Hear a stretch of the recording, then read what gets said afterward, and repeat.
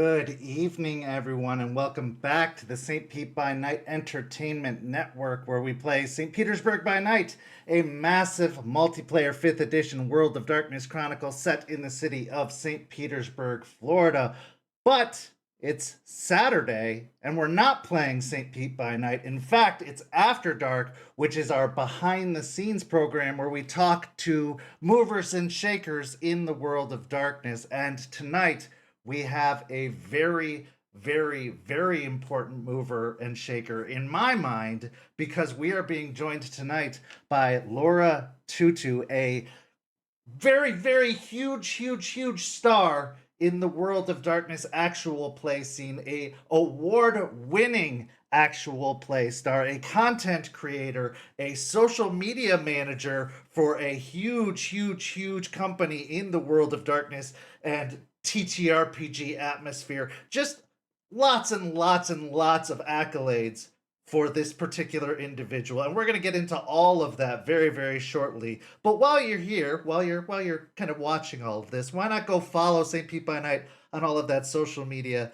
that you see listed up above and in the description down below. And if you're enjoying all of the content that you're seeing on the channel here, why not come join our community by following that Discord link down below, where you could be a part of all of the amazing activities that you see here on the channel. You could be joining in on some of the conversations that we have, some of the activities that we have going on the channel, maybe joining some of the one-shots that we offer up or some of the discussions that we have.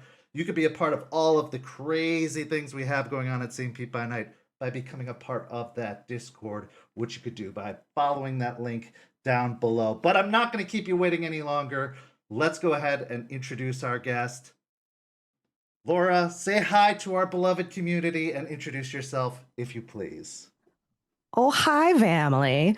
You guys can call me Laura or Tutu or Laura Tutu. You can find me all over the internet at _Laura Tutu on most of the social media networks. I have been doing World of Darkness for two and a half years now. Started TTRPGs, as I'm sure a lot of us did, in the midst of the panorama, the pandemic, Lovato, the pandemic that is unfortunately ongoing. But yeah, I'm here to talk about vampires and darkness.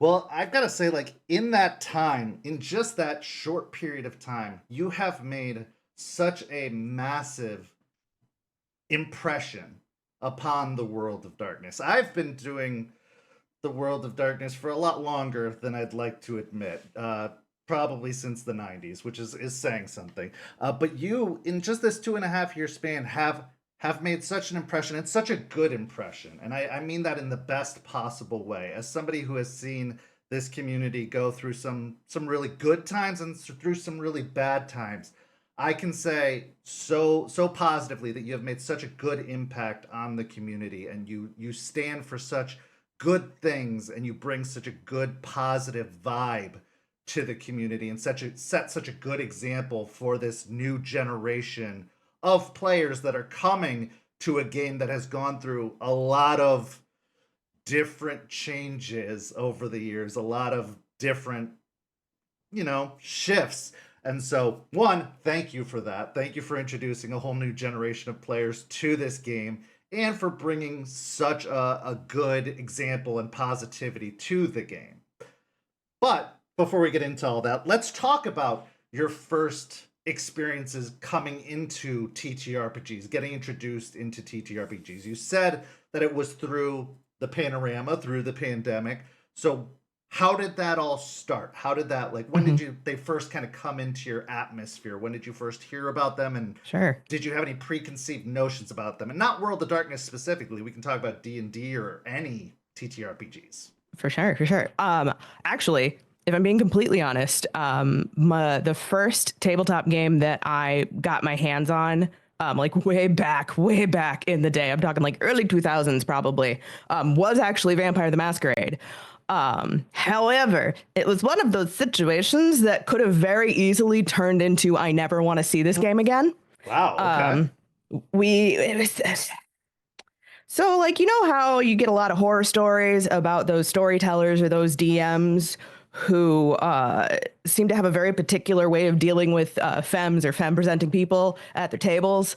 Yeah, no, it was a 35-year-old man who tried to get a bunch of 16, 17, 18-year-olds to play at a table with him, and it was weird. So it was one of those things where it's like, that was my first experience with the game, and I said, I'm not touching that with a 10-foot pole. Thank you. Thank you. That's the horror story I've heard so many times, and with so many individuals that I've talked to on this very program, Yep. that's their first experience, and I can't even imagine how many people haven't come back because of that. How many people were turned off and never gave it another chance, and the amount of talent and individuals we've probably lost out on because of that. The people that could have brought so much to this community that never did give it another shot because of that breaks my heart. It really does, because Yeah. you're amazing, you're incredible, and if you hadn't given it another shot, we could have what would we have missed out on? I can't even imagine what we would have missed out on if you hadn't given it another shot. I mean, we can see for ourselves what we would have missed out on if you hadn't given it another shot. So who else out there have we missed out on because of that? And that's it's heartbreaking. So like Yeah. that's a terrible, terrible thing that you had to go through, and I'm so sorry to hear that. You know what? I'm lucky that I got a second shot. With it's kind of a convoluted story. I started playing D&D right before the world shut down, with some people that I was in a local musical with, because we all realized that we were all fans of like Critical Role, and I think the Wild Mount supplement had just come out.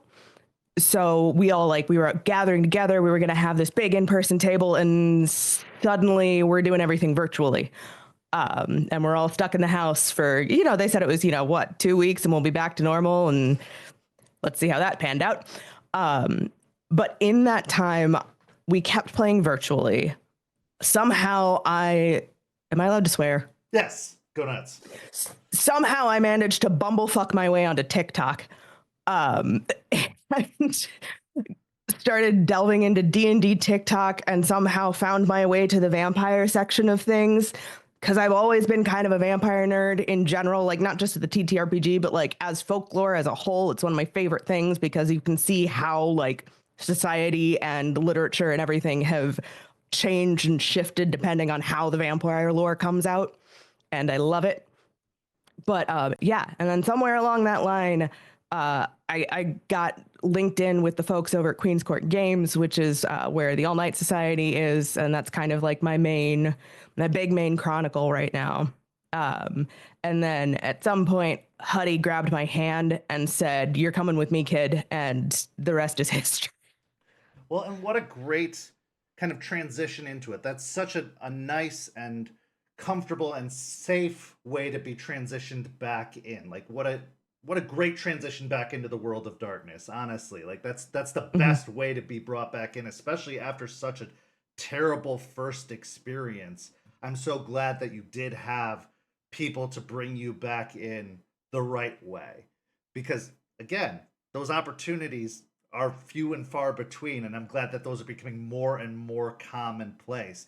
I know that when I joined TikTok in a much similar way around the pandemic time, when the world shut down and we were all looking for a way to connect, that's how I kind of discovered TikTok too. One of the things I commonly heard was Vampire the Masquerade was on everybody's bucket list. It was a game everybody had heard about, and I'd been playing for 20 something years, and I was like, well, I can introduce people to this game, and that's why we started this community and this server.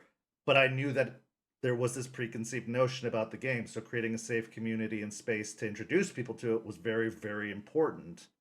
And so, yeah, I'm so glad that you found a place and a space to be brought back in a safe manner, and that's so important. So, you mentioned that you were doing musicals, and as a fellow theater kid growing up, talk to me about that. Was theater a really big part of your life growing up, and did that make an impression on you, and was that like an encouraging factor to get you into gaming and TTRPGing? Oh yeah, absolutely. Technically, I have a bachelor's degree in fine arts with focus in directing and stage makeup.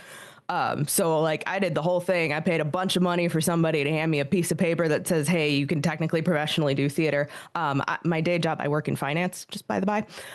So, but having that basis for me in theater, I think has definitely helped me when it comes to like finding characters, into making sure that I can connect with the people that I'm working with, the people that I'm playing across from. Because the way that I've been working in the space, I find it very similar to doing a production on stage. It's not quite as intensive because, I don't have to be in rehearsals from 6 p.m. until midnight every night. That's for sure. But yeah, it's the same idea of bringing people together to tell a specific story. You do it, we see it, folks doing that on Broadway.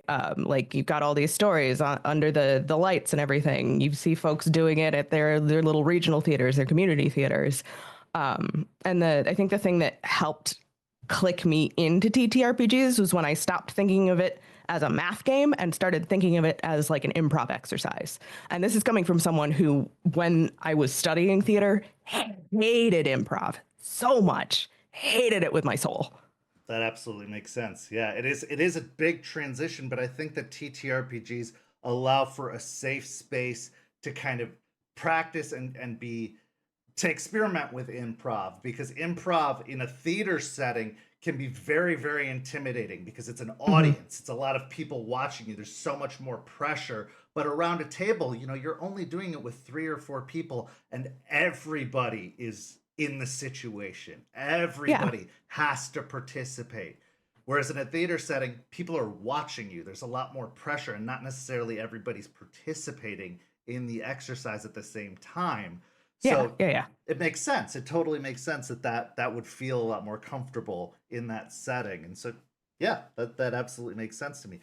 What called to you about TTRPGs? What appealed to you about it and drew you into the hobby specifically? Aside from the theater aspect to it, what about it pulled you in that direction?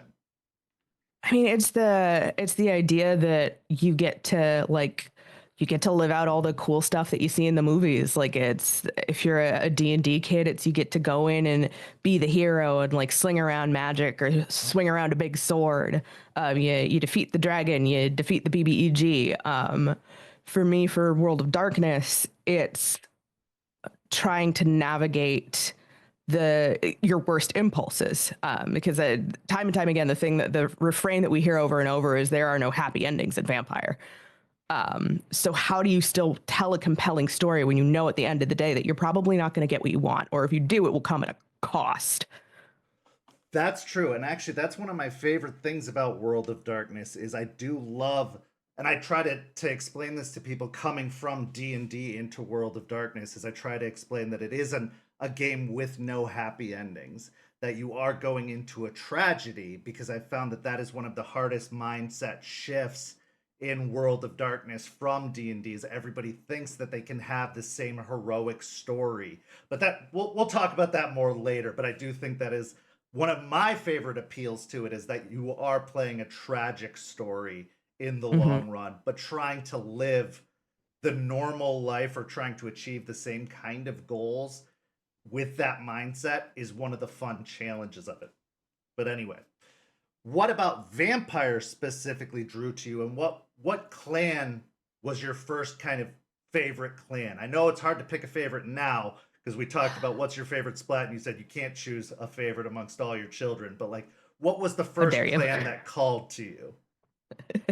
Well, the first vampire thing that ever caught my attention, like I'm talking in pop culture in general, and I'm sure this is the same with a lot of us in the family, was Interview with the Vampire. I was entirely too young to see that movie when I saw that movie, but it was a formative movie for me. And obviously, we all know that Lestat de Lioncourt was the basis for Clan Toreador. Therefore, Absolutely. Absolutely. and then I'm also a rage-filled anti-capitalist, so like secondary, probably Bruja. Yes. Yes, definitely. Was vampire your, I mean, obviously vampire was probably your entry point. Did you find yourself almost immediately expanding out to the other splats, or did you kind of stick with vampire for a while? Because I was kind of a vampire die hard for the longest time, and it wasn't until recently really that I started expanding out into the Mhm. other splats. I am now loving werewolf. Like werewolf is probably my primary game right now for the most part, but for like 20 years vampire was my game. Like that Yeah. was my die-hard game, and now I'm really getting into the other games. Did you find yourself sticking primarily to one splat, or did you really quickly go out and try the other splats after experiencing vampire? I have been pretty staunchly in Team Vampire. The next thing that I got into pretty quickly, especially once we got the revamp, was Hunter. Huddy let me do a one shot with her for a little thing that she threw together that was great. My favorite thing about Hunter is the fact that like you're gonna get your ass kicked, which is satisfying. I'm also working on a thing with Queen's Court. We've got a little. We're dipping our toe into Hunter with a new podcast that's coming soon that I'm very excited about. And I haven't gotten a chance to play a werewolf yet, and I'm mad about it. Okay, Big mad. Big mad. that's Big definitely mad. something that has to be remedied because I absolutely have fallen in love with the werewolf system. I didn't think I was going to because I was like I said, vampire die hard for the longest time, and then I got into it and started playing more and more, and it's really great. It's really great. Um, Hell yeah. what is a clan that you've always, I mean, I'm guessing you've played a lot, but what is a clan you've always wanted to play but haven't had an opportunity to play, or haven't had an opportunity to play as much as you would like to? I haven't played Ministry yet. Really? Yeah. Oh, that's one Um, you would excel at ministry. I feel like that would well, be like I your bread love. and butter.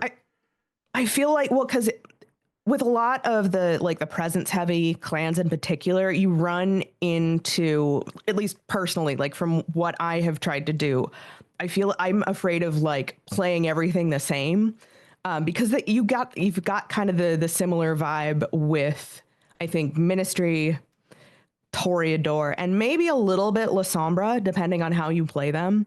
So I think it would just be a matter of like finding the one particular thing that makes the ministry stand out as opposed to the Toreador, or the making the Toreador stand out against the La Sombra. Again, because it's all that presence based like charm and everything. So that's something that I really want to get into. Also, I haven't played a Nos yet. Really? Okay. Yeah, Okay. I haven't played a Nos yet. I just realized that.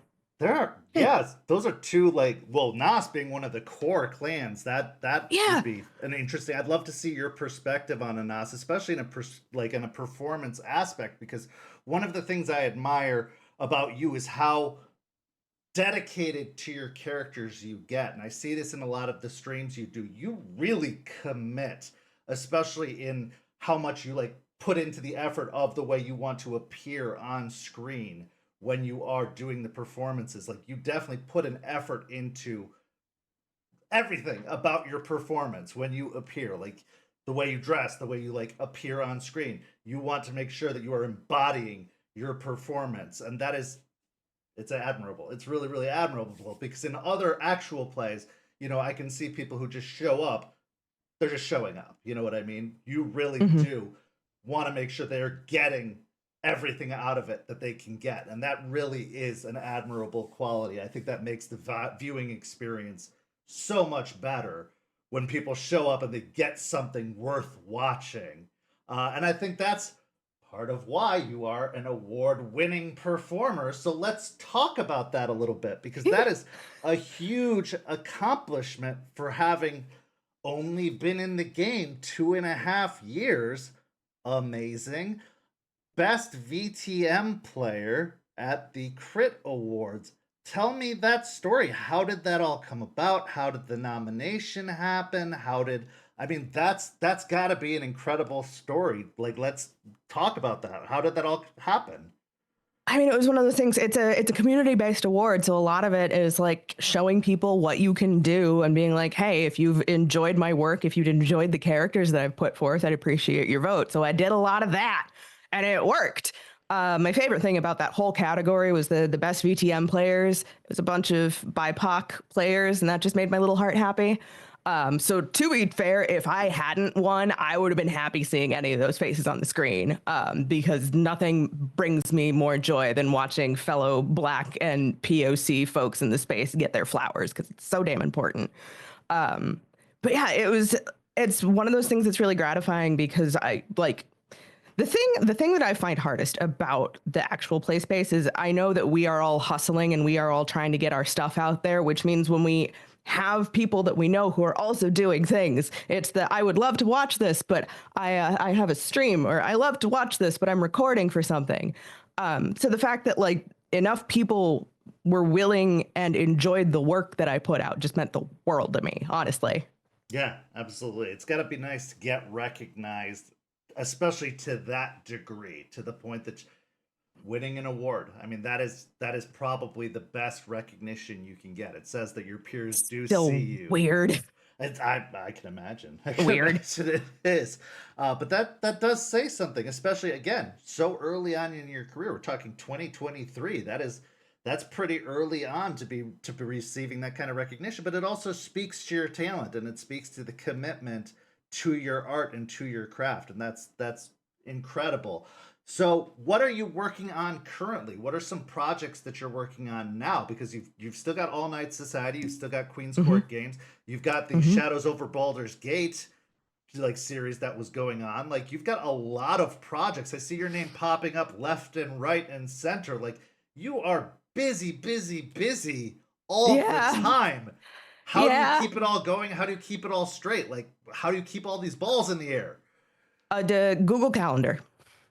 Okay, okay. Google, if it's not on my calendar, it doesn't exist. And that's the ADHD talking. But I just it's a matter for me because I'm fortunate enough that this doesn't have to be my full-time gig. I'm still able to pick and do things that I want to do because I'm passionate about them. And honestly, I think that speaks to what I'm able to put into the projects that I do. Because if you're not enjoying yourself, if you're not enjoying the story, if you're not enjoying the character, it's going to show. I feel like we end up seeing that a lot with games that kind of run on, and you can tell when folks kind of aren't having fun with it anymore, or when the joy starts to sink out of it. So that's a big thing that I try to keep myself true to, is that I don't say yes to things if I know that I'm reaching capacity, whether that be scheduling, whether that be emotional, mental load. But right now, yes, All Night Society. We are currently working on season 3. I am recording with Huddy for her new full Chronicle Cradle of Liberty set in Boston. We've got a couple of episodes that have dropped over on the YouTube channel. Working on, like I said, a Hunter podcast, again with Queen's Court Games. Shadows over Baldur's Gate, which is still going. We're just on break right now because our beloved DM is hanging out at GaryCon right now, and I'm so jealous. Ugh. Cons are expensive. Mhm. Yes. For sure. And then like here and there, just like if there's a one shot or a 3 shot that I can pop into, if I've got the time and I've got the schedule, I'll usually like pop in, scare somebody's players and dip. Been doing a lot over with the folks at Folk and Myth as well. Bleak Season, who is the storyteller over there, has the most ridiculous, interconnected, multi-century vampire chronicle that I have ever been involved with.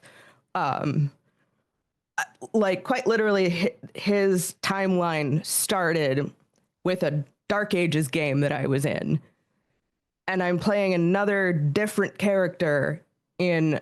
I just played another different character in a Sabat Yeah, you 3 just shot. did that Sabat 3 shot. Yeah. Yeah, all interconnected. It's all interconnected. That's wild. Because Bleak is insane. That's absolutely wild. How to keep all of those pieces straight. And like I did one chronicle years ago that was like all the way from Dark Ages to modern times, and it to keep all that straight, it's like a red string board. It's nuts. It's massive undertaking. Massive. Bleak's also a teacher, so that tracks. That probably does help. That probably does help. Before I continue to the next line of questioning, I want to let everyone know that we are doing a giveaway tonight. One of our beloved partners, Champs Tramps, is giving away a free art piece, which you could get for free by doing the hashtag Tutu, Tutu, in the chat tonight. So if you put hashtag Tutu in the chat anytime throughout the evening tonight, you could get a free art piece from our beloved Champ. Any character art piece, color art piece in a variety of styles, including has-been hotel inspired, chibi inspired. She does marvelous artwork. I have tons and tons of art pieces of our beloved werewolf pack, of our beloved vampire characters. It doesn't have to be limited to VTM inspired. She's also done pictures, as you can see on the screen there, of people's pets, D&D characters. She's a marvelous artist. Get some artwork done by her. Definitely go support her. You can get in contact with her on our community. We would love to see her get some, commissions out of this, but you can get a free art piece by just putting in hashtag Tutu, Tutu, in the chat tonight, and we will be drawing that by the end of the evening. So get in the drawing this evening. So what I want to ask next is getting into the actual play space. What were some of the challenges for you early on when you were getting asked to do these projects, when people were bringing you in, or when you were first starting out? What did you find were some of the biggest challenges to overcome as you were starting to be brought into live streams or being brought into recordings? Did you find yourself running into any challenges or personal challenges or technical challenges? For people who want to get into the kind of same sphere that you're into, what did you find yourself encountering? Definitely the technical challenges. When I first started doing this, I was on a single laptop and a single monitor. Every time I queued up for something, it sounded like the laptop was about to launch itself into space. The poor fan every time. But little by little, it's one of those things that if you decide this is something that you want to do, a good mic will get you a lot of places. I was fortunate enough that my friends at Queen's Court Games helped me get the new one that I've currently been rocking that's done me well. But yeah, those first couple of streams were rough with the camera, the $50 webcam, and my gaming headset. Yeah, absolutely. Just special, real special. Otherwise, the scheduling is always going to be a nightmare. Especially one of my favorite things about this space is the fact that I've worked with people who live in the States, and I work with people who live in Australia, and I work with people who live in Iceland. The only problem there is the time zones. Yeah. Time zones are a mess. No, for sure. And getting everybody together. I mean, that's always been the curse of gaming in general, isn't it? Trying to get everyone together at the same time in the same place. And now we have the benefit of online, which has definitely eased things to a certain degree, but only a little bit. Trying to get anyone in the same place, even online, is a nightmare. Well, yeah, poor Huddy, when we're recording, it's 2:30 in the afternoon for me. It's 8 p.m. Yeah. And we go for 4 hours. So that poor woman is running our happy asses around until midnight. Oh, that's just nuts. Absolutely nuts. I love Huddy. What advice would you give people who want to kind of get into the realm or try and get into the realm of actual plays? Because you are, an inspiration to a lot of people. A lot of people watch your performances and they are inspired by what you do. So what would you advise them if they wanted to follow in your footsteps? How can they get started? I'm going to be honest. My getting started was sort of making those awkward connections, on TikTok and stuff. Cause we were all trapped in the house and what, let's make sure that we build our little communities, even if it's just through the little app on our phone. But eventually it became if I saw something I was interested in, I would make that first contact. And say, hey, this is a really cool project. If you've got the space, I'd love to talk about being part of the table. And then when you build those networks, I think it's a matter of making sure that you are, and this again goes back to my theater background. The thing that will get you hired and selected over and over again is being reliable. So showing up on time, showing up and being ready to work, and being good to the people that you're working with. I don't have time for people who are going to, for people who don't understand that when we say collaborative storytelling, we mean collaborative storytelling. If you are at a table that feels like you are all building the same story together and laying the bricks out together, that's going to be the most satisfying thing. I understand that we've got a lot of folks who are sort of may potentially be using this space to go elsewhere, which is fine. That's great. This is a cool place to start. This is a cool industry to start in. But when you are working in this industry, when you are working with the people here, you need to be willing to make those connections and make them genuine. It's really easy to tell when folks are just sitting down at a table because they think it will get them to the next stepping stone. And if that's what you're about, that's fine. If that is how you feel, that is fine. But be kind of honest about it. You don't have to be a jerk about it, but you got to be honest about it. If this is portfolio building, that's great. Be honest about it. Honesty and kindness can get us a lot of places just in general. And I think we need a little more of that, especially in this burgeoning industry of actual play. For sure. For sure. And I think that, yeah, just being straightforward going into a project together. I think if everybody has their goals laid out on the table of like, what are we trying to build here? Are we all on the same page? Are we going into this just trying to have fun? We just started a second werewolf table, a second stream, and when we started the stream, when we got the table together, I sat down with the players and I was like, this is what my vision for the stream is.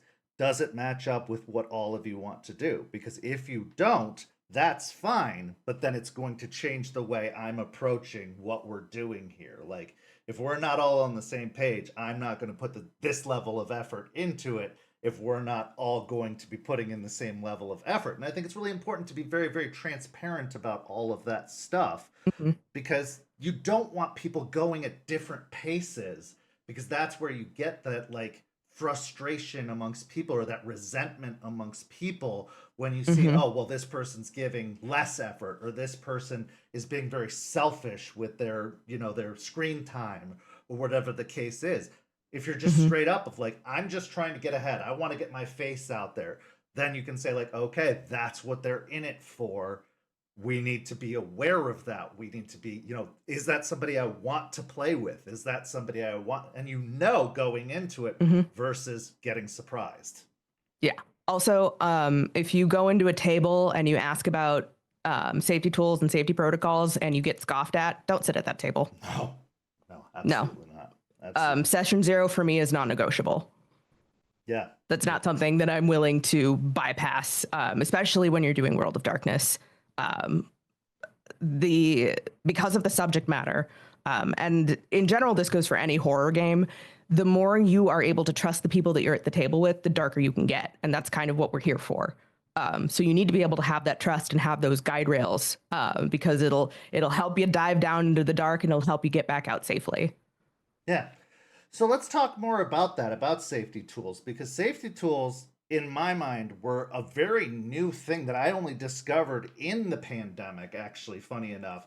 As somebody who's been a gamer for 30 plus years, it was something that really just came across my table, or my experiences in the pandemic, because I was used to only playing with friends at the table, in which case, like, you kind of knew the people you were playing with. It was only when I started playing with strangers that I kind of got introduced to that concept. And boy, am I glad that I did.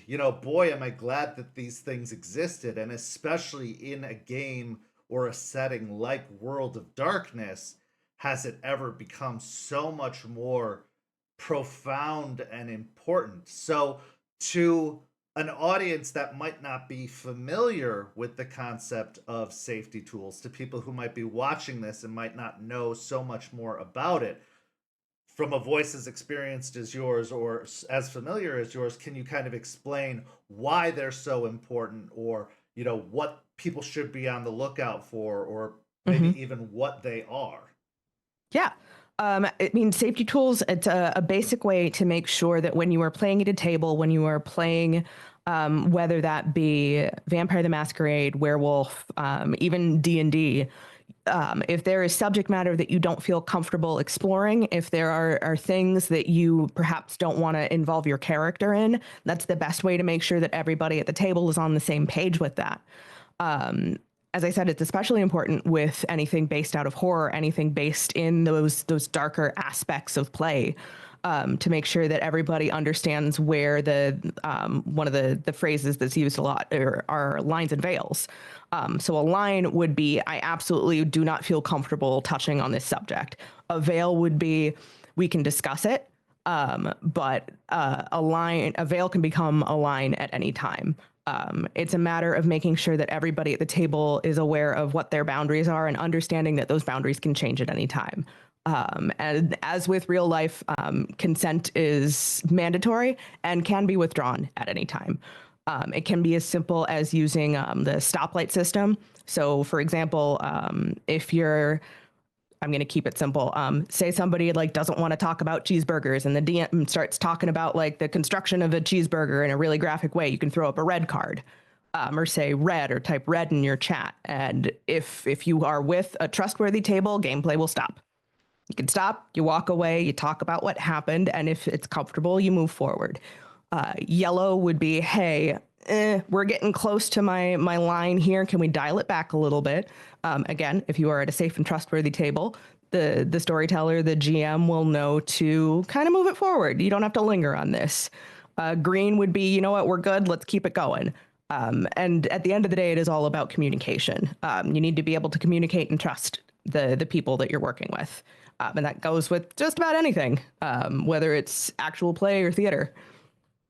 Yeah, absolutely. And I think that communication, I mean, really what it comes down to is safety tools are communicating, and communicating is such an important thing in life in general. I think we've all got to communicate more as a whole, but in TTRPGs, in gaming, in theater, in any kind of group activity, communication should be a key component. And with something like TTRPGs, it's a very, very vulnerable activity. And I don't Oh, think yeah. people recognize the vulnerability that comes behind TTRPGs. We are opening ourselves up in ways that I don't think people even understand when we pick these characters. We're picking these characters because they represent a part of ourselves, whether it's a vulnerability of ourselves or something that we wish we were, or, you know, a part of ourselves that we're trying to improve, or a part of ourselves that maybe we're even ashamed of. These are vulnerabilities of ourselves we're putting forward, or and that can be exploited if around the wrong types of people. And so Mm-hmm. those communications are so important to say, like, hey, this is a vulnerability I'm putting out there. Please be aware of that, and please be sensitive about that. Or these are Mm-hmm. subject matters I want to avoid when putting myself in these spaces.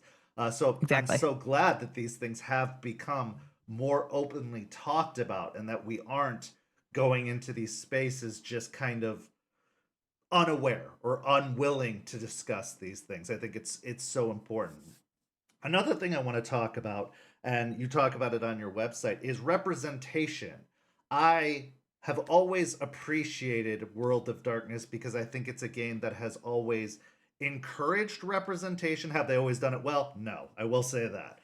The 90s was a rough time period where they made some mistakes. I Yeah, will say the that 90s were rough for everybody, for though. everybody, but it's a sign of the times. Everyone evolves over time.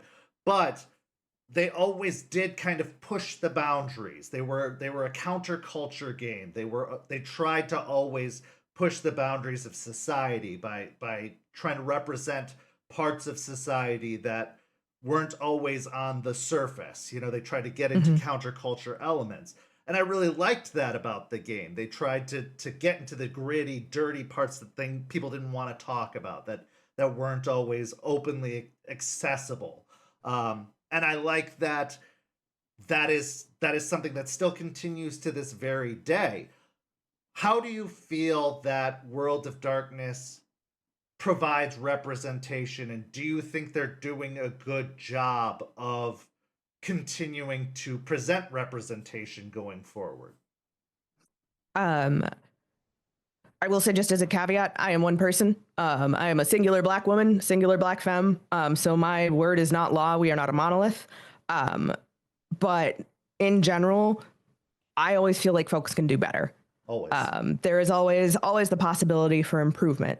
That said, it is really heartening to see a lot more Black folks, a lot more people of color, especially on sort of the main, like the big APs. Seeing Abria and B Dave and Cynthia Marie. B Dave and Cynthia Marie were two of the first people of color that I saw playing vampire.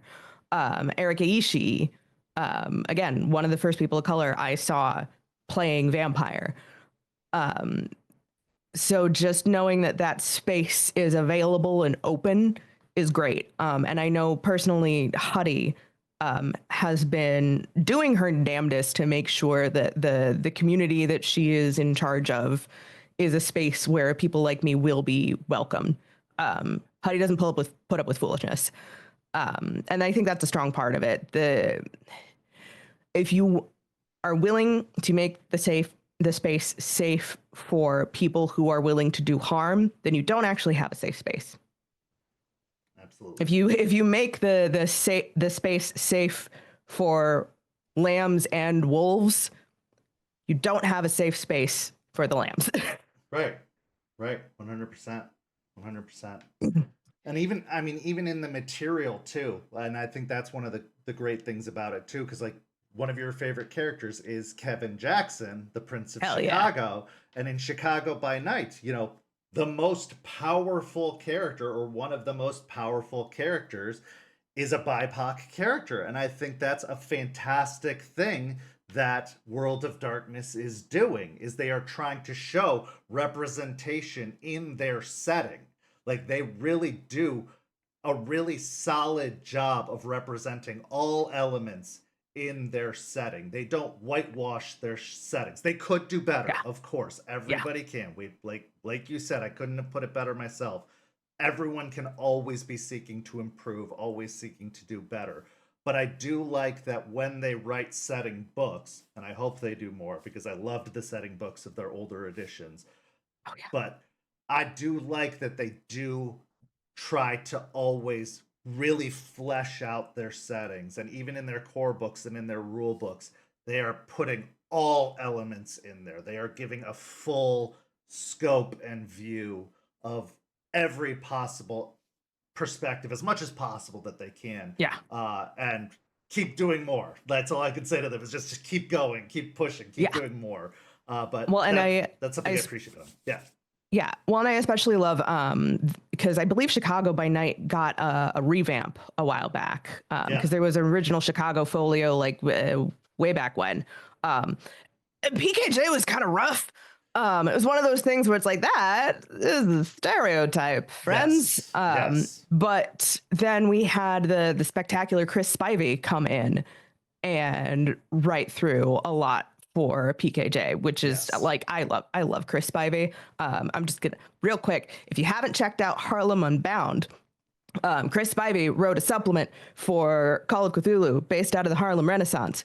Good stuff.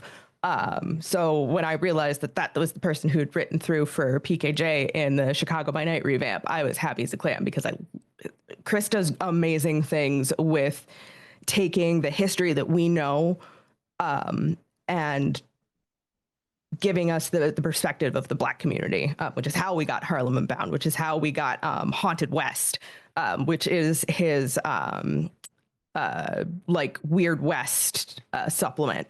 So cool. Because, you know, if you're going to be historically accurate about it, most of the cowboys back in the day were actually Black folks and Latino folks. Yeah, absolutely. Absolutely.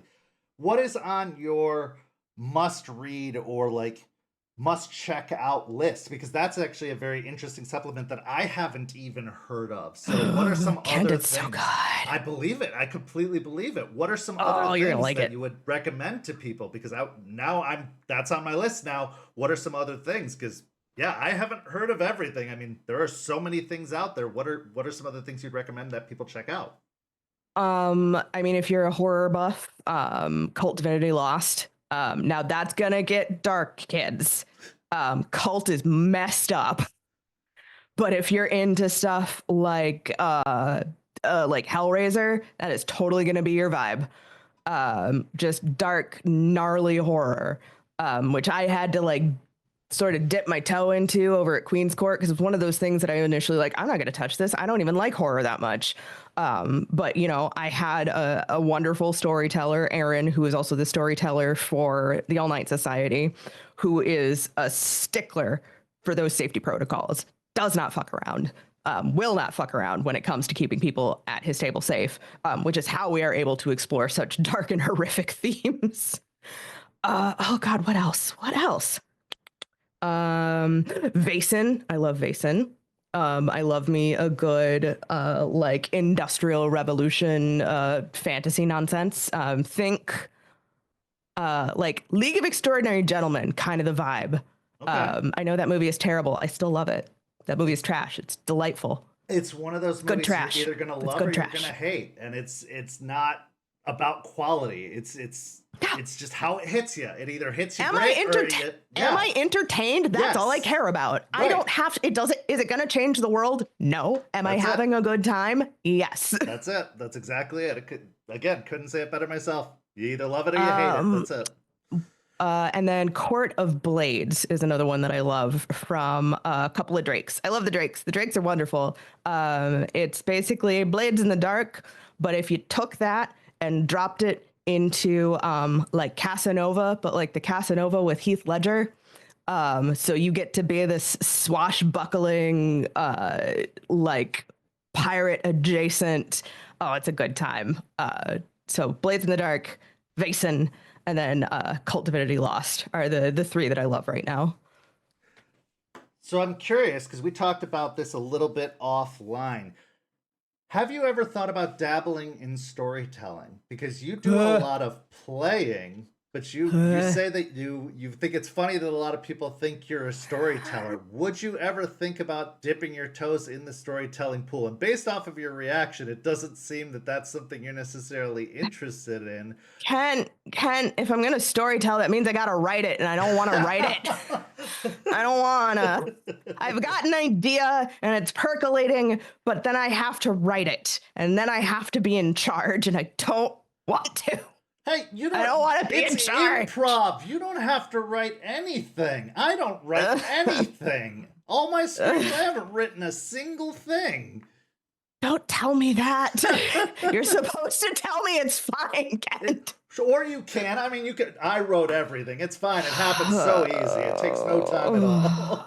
No, I got something brewing in my brain with some thin bloods and some caitiffs in Chicago, and it's sitting there, and it's been staring at me from my Google Docs for like a year and a half. Just like I want to, and this is petty and stupid, but I want to get to it before Bria Iyengar does. You gotta beat her. You gotta beat her to the punch. I know. You gotta get there. You gotta do it. You gotta do it. Yeah, I think so. Like maybe it's there. It's a consideration, but like it stresses me out. Like thinking about it, I'm kind of sweating a little. Like the idea of storytelling or running a game in general makes me sweat a lot. What is it makes me nervous. What intimidates you most, aside from the writing? Obviously, prep intimidates a lot of people and puts a lot of people off from the idea of storytelling. But what are some other things that intimidate you from the idea of storytelling? I know how I am as a player, and if there's a button and you put it in front of me, I'm going to click it. The problem then being that button is occasionally sometimes linked to a detonator that blows up the story. So, like, I understand that I am a chaos gremlin as a player. I don't know if I've got like the mental dexterity to handle people being gremlins at me. Oh, okay. Okay. So So you're I'm happy like, being the gremlin. You don't want to have to contain the I know gremlins. this. I know this about myself. I know this about myself. I am self-aware enough to know that I'm pretty sure I don't have the mental dexterity to do with a hard left that a player will occasionally throw. I see. Okay. Okay. I get it. I get it. Not do unto others what you'd have done unto you. You just do unto others and run away. Got it. Listen, Aaron and Huddy love me. I only occasionally blow up the plot. Understood. Understood. Okay.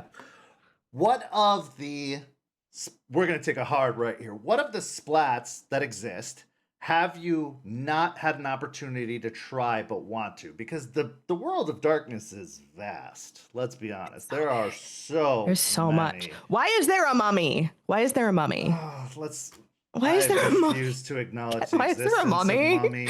I refuse. Okay, so it is the redheaded stepchild. I don't like mummy. I will never acknowledge mummy. Okay, mummy and demon are the two Brendan that I'm Fraser. like, did we need it? Did they run out of ideas? Here's the thing though. Surprising absolutely no one. I was a supernatural girly. Like I'm talking in the early like seasons 1 through 5 are perfect. Why did they keep going? It could have ended at 5. It was supposed to end at 5. But I loved that deep dive into almost the American Gothic, like Judeo-Christian, like the death and the 4 horsemen running around at the end of season 5 was rad. I want to play more with that. I feel like Demon could have a really interesting resurgence, but the danger there being, I feel like a lot of that is probably based in like, again, Catholic and Judeo-Christian, which is like, it's such a small slice of the pie. Right. And there's so many other like so much other like religious text to take from, but you got to make sure you're doing it right, because that's again, representation is great, but representation is great, but you gotta do it right. And they already walked that line with vampire, with the idea of Cain and Abel, Garden of Eden, like they already kind of are tiptoeing on that line, and they it's tough. It's tough to do. Yeah.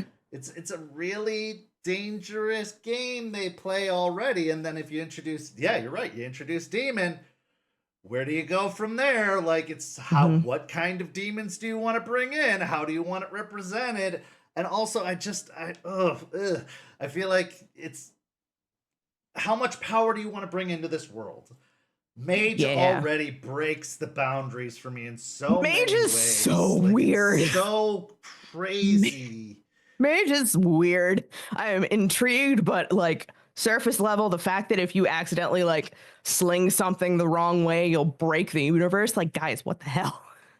Well, and one of the things I loved about World of Darkness is that it's all one world. All these pieces exist in one world. And one of the most mind-breaking things that I learned from my talk with Justin Achille was that they weren't supposed to all exist in the same world. The concept was that they did, but the games weren't all supposed to be existing in the same world. They weren't supposed to cross over. And in the 5th edition releases, the systems are all balanced enough that you can have them all exist in the same world, I'm noticing. By the way, the mechanics are working. Like, for the first time ever, the mechanics all seem to work together. So you could potentially have a werewolf, a vampire, and a hunter all in one group right now. Potentially. For the first time ever. You could. That would be stressful. It's stressful, but you could. Unlike before, where you absolutely could not. But he said, you're not supposed to. They're not supposed to exist together. No. But like, because the werewolf will try to kill the vampire. Right, as they should. As they should. As they should.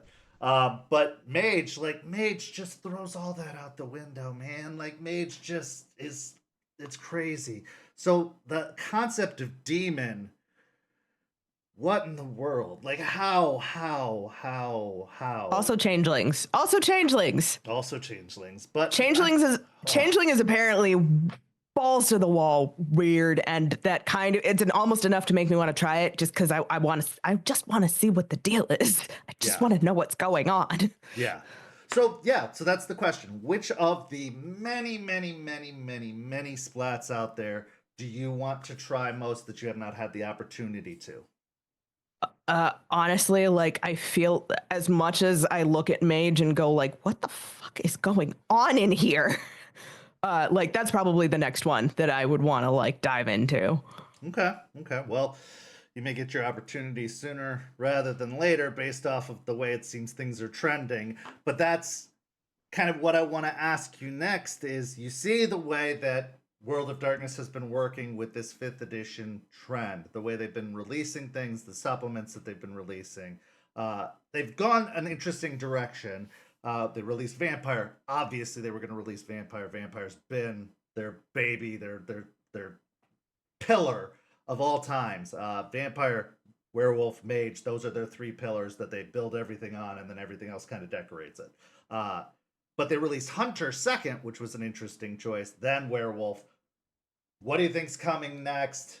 It seems all signs point to Mage, but I'd be interested to see if instead they do something and take another side path and go to something like Wraith or Changeling before going to Mage. My hope is Mage is last, because Mage could break everything if they do it wrong. But where would you like to see them go next, and where do you think it's more likely they are going to go next? I like Mage seems like it might be the next thing because it feels like it's the most complete as far as like what they have available to them right now. I've also seen a couple of Changeling games popping up in the space, Really? so like Okay. I don't know, maybe that's enough of an impetus for them. Yeah, That'd be cool. yeah. I could deal with some Fable shit. Absolutely, absolutely. It'd be very cool to see them take another off route, because seeing Hunter come out second was very interesting and cool to see them do, because it was unexpected. As somebody who's followed their path of release for years now, it was nice to see them take that off route, but then having seen the way the mechanics were working and seeing what they were trying to do with everything, and then hearing Justin explain it, on our last talk with him, it all made sense. It all made sense what they were trying to do and the story they were trying to tell and everything with it. It did actually, it did all make sense. But now I'd be interested to see if they're doing something different now. But yeah, it's cool. So I want to ask you some of our questions from the community. Who is one of your favorite characters that you've ever played, or what is one of your favorite characters you've ever played? And can you give us some context and, story about it, or a story about that character? Yeah, I mean, first and foremost, I got to go with my girl Calamity. Calamity Madden, my gangrel werewolf hunter over at the All Night Society, who was only supposed to be a guest character.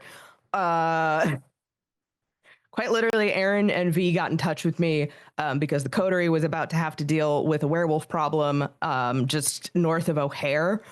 And at the point that they were in that juncture, they would have all died. So it was very much, we need you to come in and be plot armor so these idiots don't get themselves killed. But then and Aaron was also, apparently there is a werewolf hunter in Chicago by Night, but the vibe is very like Alan Quartermain, Great White Hunter. So Aaron was like, I'm not touching that. We're not doing that. We're not doing that. I would like to bring in something that is decidedly less icky. But Cal is, she's a gangrel who grew up in West Virginia. Like in the early days of as the mines were coming through, and the struggle and trauma of being dirt poor and Black in that part of the country. And the thing for me with Cal is, even before she was embraced, she had gone through hell. So her lot in life and on life, I suppose, is, all right, do your worst. It can't be any worse than what I already lived through. But I love her with my whole heart, and I appreciate Aaron more than I can say for giving me the space to build this character and make her unapologetically and undeniably Black. With season 3, we're working on exploring some of the other neighborhoods in Chicago, including Bronzeville, which is like the historically black neighborhood in the city of Chicago. The general vibe is if Harlem hadn't happened, Bronzeville would have been Harlem, as far as the history books tell us. That's amazing.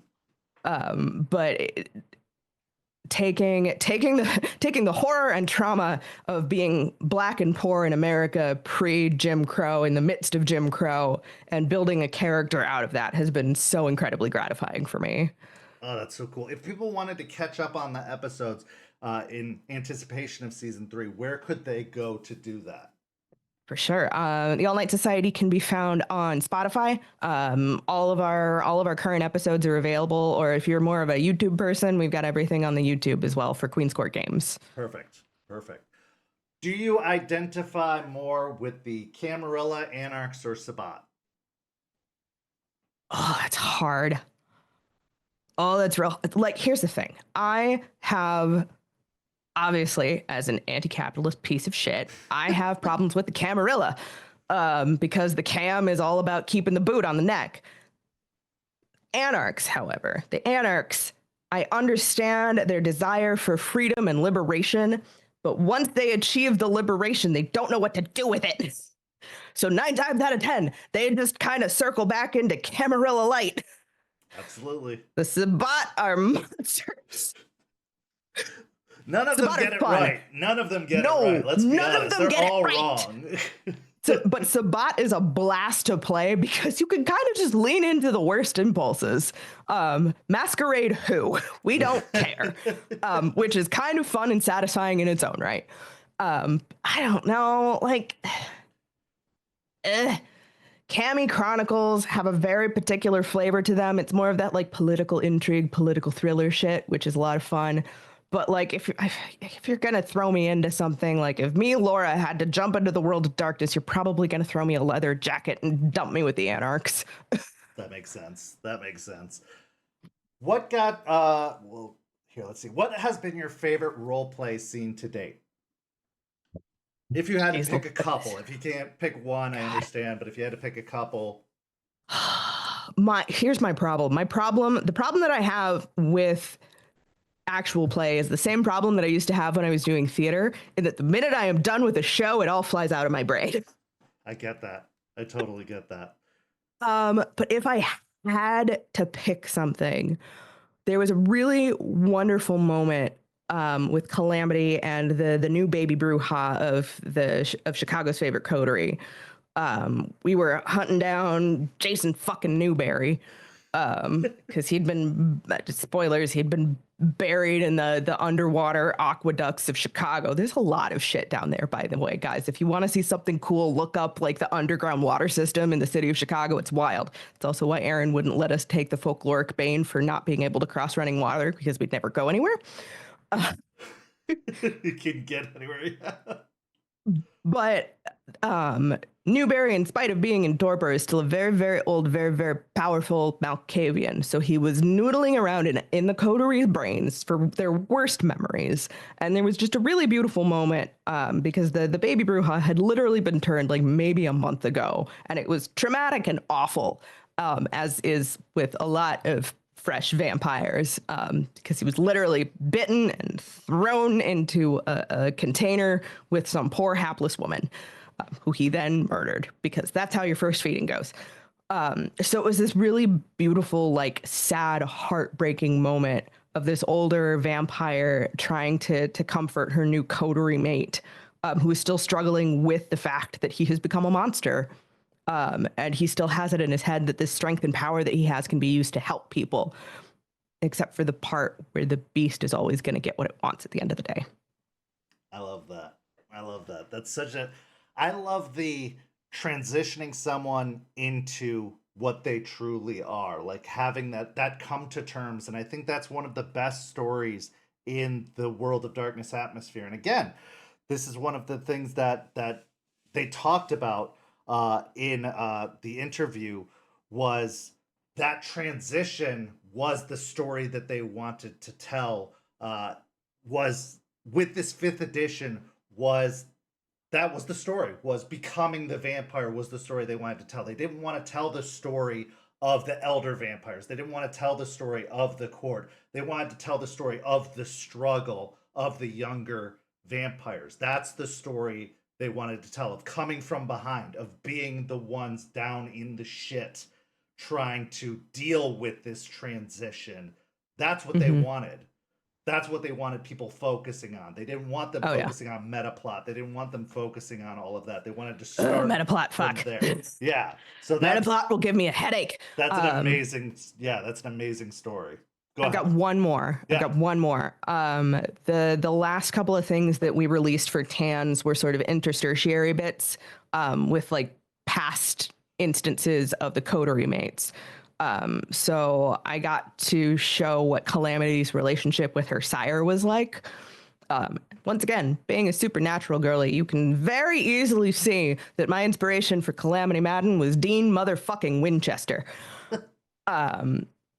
I also got to get my buddy Zach Savage Lore, to play this old ass elder gangrel with multiple dots in the potence and protean.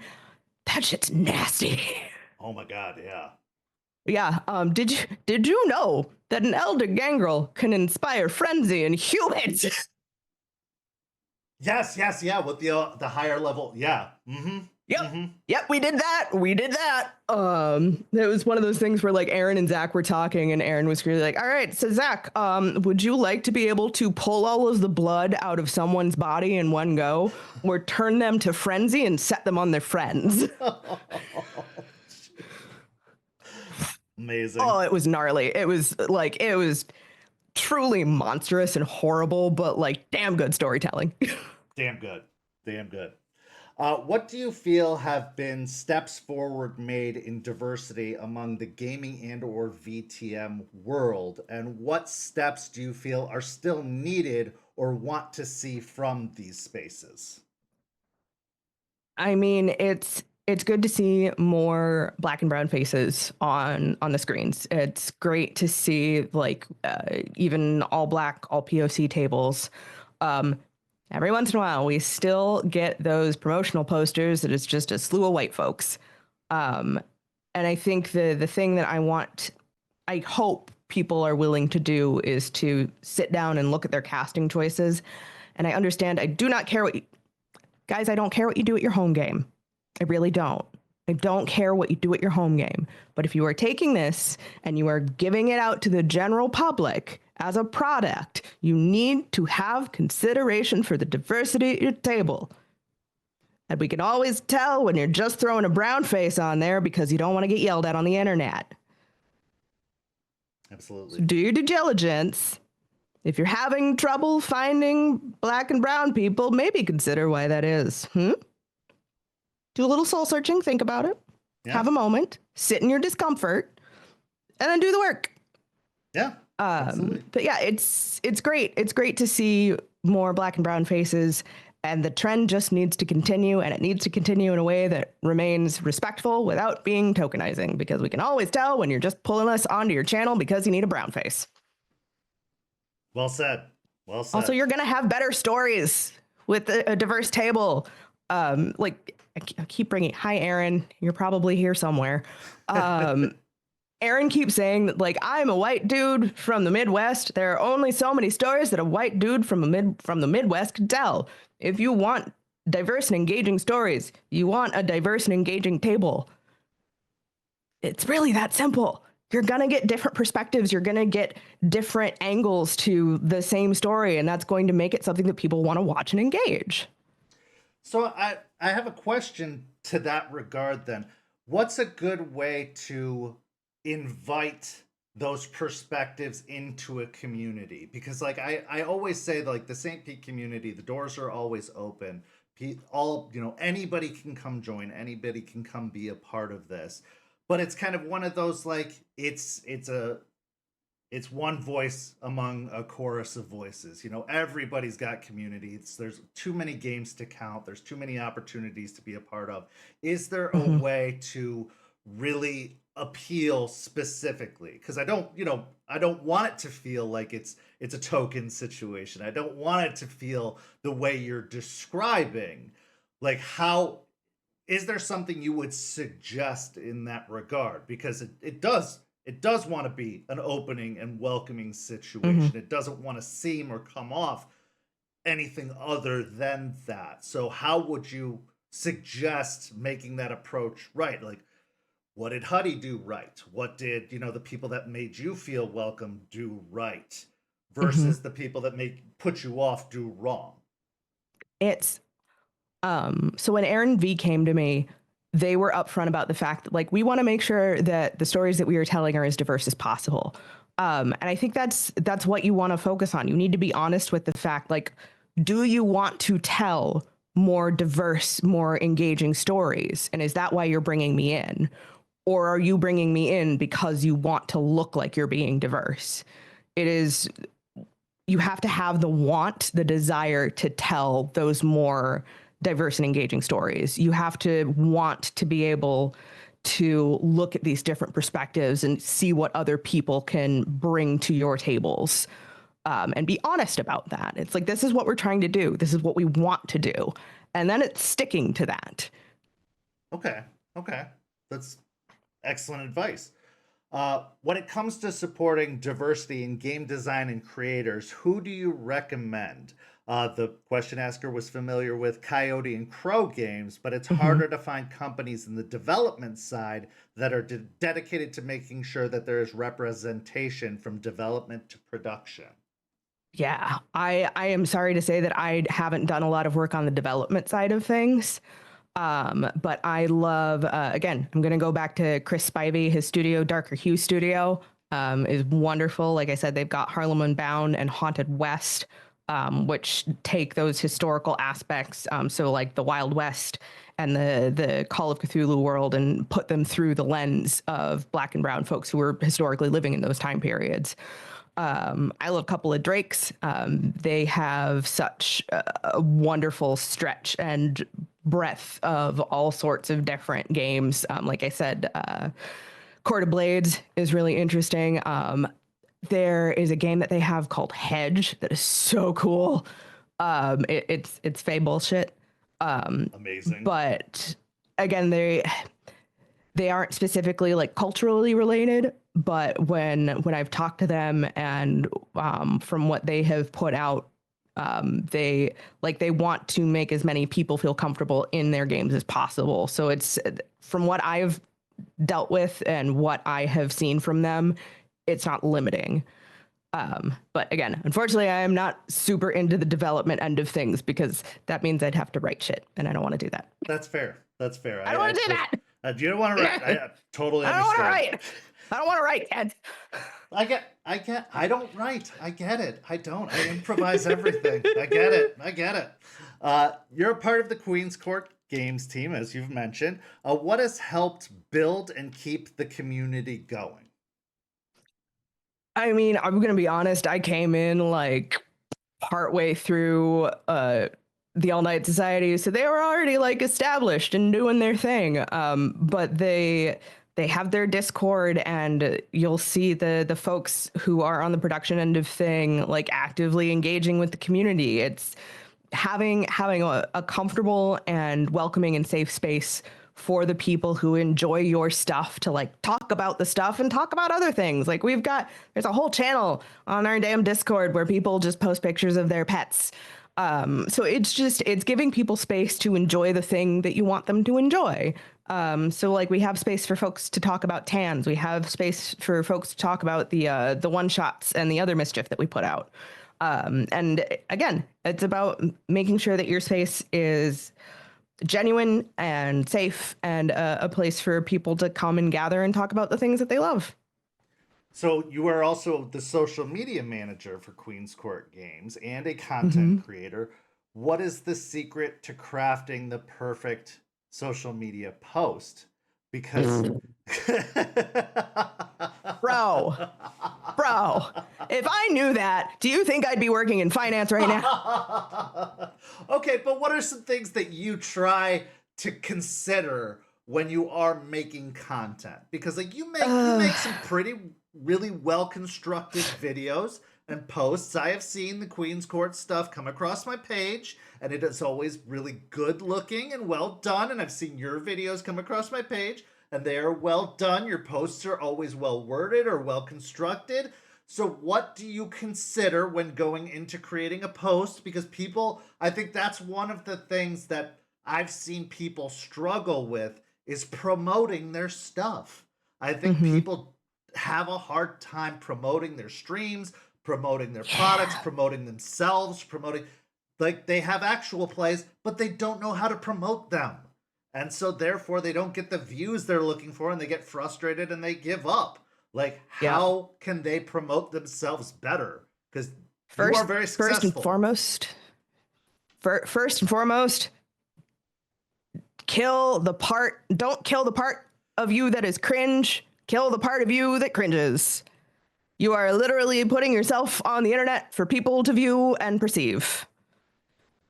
You're gonna have to get over the fear of being perceived, my guy. And maybe it's because, again, we're going back to my theater background. I've done some dumb shit in a classroom with 10 other theater majors at 8:30 in the morning before the caffeine is kicked in. You're just gonna have to get over that weird little part of you that's gonna be like, oh, but what if people think I'm weird? You don't give a shit. Don't give a shit. Are you enjoying yourself? Because like most of my stuff on TikTok was stuff that I did because I was bored in the house and I couldn't do things on the stage and I couldn't we couldn't go to the movies. So it's like, I'm going to make these dumb little videos about my dumb little D&D vampire characters because I am entertaining myself. That's fair. Honestly, I think that's part of it. Like you should find the fun in it. If you're Yeah. not having a good time, everybody's going to know you're not having a good time. Get used to being a little weird.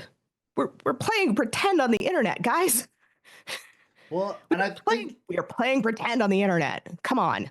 I think on top of that, like if you're not willing to promote yourself or promote the thing that you did, are you not proud of it? Like how much Yeah. pride are you not taking in it if you're not willing to just say like look at the thing I did? Like be proud of the thing you did. You did it. You did the thing. Yeah. Be proud of it. Like who gives a shit what anybody else thinks? Who gives a shit Yeah. whether they go watch it or not? Like you did a thing, be proud of it. Be proud of the Yeah. thing Well, you did. You made something. yeah. And it's okay. Gentle Bem, like, you know what? Yeah, that's fair. Maybe you haven't killed the entire cringe inside of you. But just if it hasn't died entirely, just ignore it and post the thing anyway. Post it anyway. Do the thing. Do the thing. I actually want to give a shout out to Gentle Bem because this is his question that's coming next, and I wanted to give a shout out to him specifically because he messaged me directly to tell me how excited he was that you were the guest this week. So Aw. this is his question specifically coming up next. He said, how did you feel when you won at New Jersey Webfest in 2023? Has winning opened up any new and exciting opportunities for you? I did not expect to win in the slightest. There is quite literally a picture of me staring gobsmacked at the stage when they called my name because I was up against people who quite literally have careers in film. Like actual people with actual film credits. And there's this asshole. Nobody from middle of nowhere. So on the one hand, I was like, what the fuck is wrong with you people? On the other hand, I mean, same as it was with the Crit Awards. It's the fact that the voice that I gave to Calamity and the story that I told with Calamity, because it was specifically for Calamity and the All Night Society. The fact that the people who were judging saw that and saw the heart and soul that I put into her, and the fact that it spoke to them to that degree was just like, I can't put it into words how amazing that felt to know that a character that I had built and created had affected people to such a degree. I mean, as far as opportunities, like, having that on your website's kind of cool. It adds like a sprinkle of legitimacy. But I do think it helped get my name like out further into the ether than it would otherwise. But even if it hadn't, like, I got a pretty little like cut glass award that sits on my desk. So if I ever feel kind of shit about the things that I'm doing, it's like, no, somebody thought that something you did at one point was really fucking cool. And if I never get to play a game again, I still have that little trophy. So it's like I still did something cool. Yeah. And that's what matters to me at the end of the day.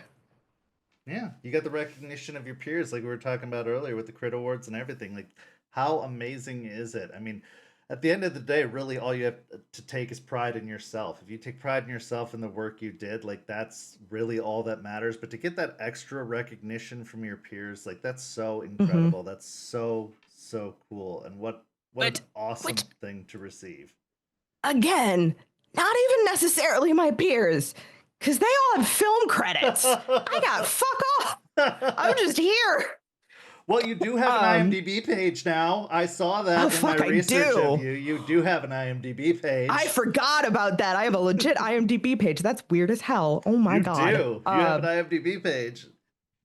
But no, there's like one of the judges is apparently he does stuff with oh god, what's it? It's the D&D actual play that's like actually like live on screen. It's not Critical Role, but they do stuff on like Peacock, I think. Okay. Encounter Party. They're fun. They're delightful. But yeah, apparently he just thinks I do neat work, and that's really nice. It's like, I don't know you from Adam, but you said that I did a good job, and you would know because you're an actual honest to Christ actor. So thank you. I appreciate that, sir. What was the pivotal moment, in your opinion, that took your platform from sharing about a hobby to becoming what it is now? So where do you think there was a moment when everything really just took off for you? Oh my god. I think honestly when Aaron and V decided to pull me in for the All Night Society. Because that was a moment of, at that point, I think I'd only played, I can't remember if that was before or after I started doing things with Huddy like every once in a while. But like having a regular spot on a regular chronicle, and people like hearing my voice every other week and seeing my face as I started to do more and more streams. Like the more one shots, the more short term chronicles and like mini series that I started to do. Like the fact that people saw my work, heard my work, and said, you know what, I want to bring that to our table. I think that was the big one for me. It was having that like regular time slot when I first started doing TANs.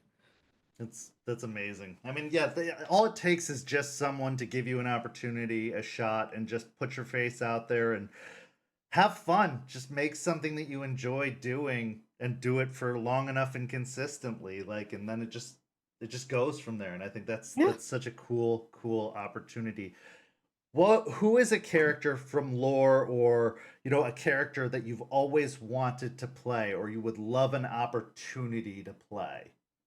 Oh, just like in general in the world of darkness. Yeah. Like as a guest shot, like if you just got an opportunity to play somebody, who would you like to play? I mean, I'm gonna stick in Chicago. There's a Tremere by the name of Portia. Uh-huh. If you know, you know. If you know, you know. Who's about to come start some problems for us. Ugh. But I would love to come in and play like an elder at some point, whether it's a prince, whether it's like a fucking Methuselah. I like being able to pop in and put the fear of God into a table every once in a while. Something real satisfying about that. It's a lot of fun. Okay. Well, if you do have interest in dipping your toes into werewolf, I do have a very specific werewolf character in mind that I think would be perfect for you by the name of Ravenclaw. And those who know Rage Across Tampa know the character I'm talking about and why you would be perfect to play them. But we'll talk about that off screen at some point. and why let's you would talk. be the best guest appearance for that character when they do make their appearance on screen. Anyway, I can't tell you, Laura, how perfect it has been having you here and how you've been an amazing guest and how this has been such an amazing opportunity for me and for everybody watching at home. And that this has just been so insightful and so enlightening to our audience and to our community, but also just such a treat and such a pleasure uh, just to talk to you because you're a star. You're a star. I can't put it Stop. any better. God. Like you are such Ah. a great representation to the community of just if you love something and you put energy into it and dedication into it, there's no limit to what you can do if you have a passion for it and just are willing to put that cringe away, like you said. You can reach high heights and get Throw it in anywhere the you fuck want to it go. bucket, y'all. Yeah, exactly. But as we said earlier, we do have a giveaway that's going on tonight, so we're going to do that giveaway. All night long, we've been offering an art piece from Champs Tramps. If you put in the hashtag Tutu in the chat, hashtag TUTU, and we are going to draw the winner of that giveaway now. So the winner is Hugo Boss X8J. Congratulations, you won the giveaway. So you are going to get an art piece from Champ. Huzzah. Congratulations. You get that art piece, so you get in touch with Champ, and you will get that drawing probably of Deadbeat from the Hellhounds. So go ahead and get in touch with her, and you will get that free art piece from Champ's Tramps. Everyone, go support Champ and get a commissioned art piece from her. She makes amazing art pieces. That's all I can say. Just get in touch with her and get your character drawn or get your pet drawn or get something drawn from her because she has been a fantastic supporter of St. Pete by Night for quite some time, and she deserves your support. Anyway, Laura, I can't thank you enough for being here. It really has been a pleasure. Go ahead and promote anything you want to promote that you have coming up here. Get people to go support you and all of your amazing projects that you have coming up, or any of your projects of old, so that they can just show you love that you have been deserving. Well, absolutely. Hello again, folks. Once again, I am Laura or Tutu or Laura Tutu. You can find me all over the internet, usually some iteration of _ Laura Tutu on all of the social media sites that matter. Or if you want to see what I'm up to currently, you can check out my website. Did I update that recently? Probably not. Oh, well. LauraTutu.com has all of my recent stuff on it. The All Night Society Season 3 coming soon, TM, with the Queen's Court games. If you want to catch up on the current seasons, you can do that on Spotify or YouTube or wherever you listen to your favorite podcasts. Shadows over Baldur's Gate is the spiritual sequel to Baldur's Gate 3, happening over at Crit Hit Chronicles every Friday night at 7 p.m. Central. Cradle of Liberty, the Boston Chronicle with Hadi von Schlan, is happening now. We've got our prologues coming out. We've got a full season 1 that is nearly wrapped. So excited to bring that to you. You can find that on Honey's YouTube channel every Monday afternoon. Otherwise, check me out on Folk and Myth. Got some stuff coming at the beginning of April. I'm pretty sure we're doing something mage flavored. I'm not sure, but it got real weird. The thing that Bleak gave me for the primer was real weird, and it smelled like mage bullshit. So I'm pretty sure there's some mage bullshit coming down the pipeline at Folk and Myth. But yeah, check out Folk and Myth on YouTube. Check out Queen's Court Games, their website, queenscourt.games. Check out Crit Hit Chronicles on Twitch, on YouTube. And you can follow me on all of the socials. And like I said, check out my website for all of the latest ridiculousness. At some point, maybe I'll start posting on TikTok again, but that shit's hard and I'm old and tired. But lauratutu.com for all of my latest nonsense. Yes, and go like they said, go follow Laura on all of the social media. Go check out the website. Go follow all the streams. But also, if you're following things, go follow St. Pete by Night on some stuff as well. And come join our community by following, or go to the Discord link in the description down below, because you can be a part of our community and join in all of the activities that we have going on. We've got a lot of stuff coming up this week. On Tuesday, we have the next episode of Rage Across Tampa, which we had mentioned earlier. Our pack of Guru are dealing with a lot of shit in the city of Tampa and trying to get things under control, including a new pack of Guru that have come into town that are raising havoc. So we've got to get them under control. So come tune into the latest episode of that.